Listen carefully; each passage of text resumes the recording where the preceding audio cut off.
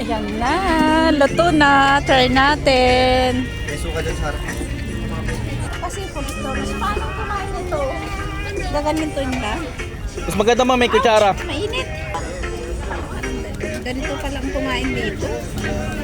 Man natin. Ayan nga lang, baka mamaya ano to, sobrang init pa. Hey, boss. Cheesy. At saka, masarap yung pagkaanghang. Hindi masyadong manghang. Tama lang. Ayan.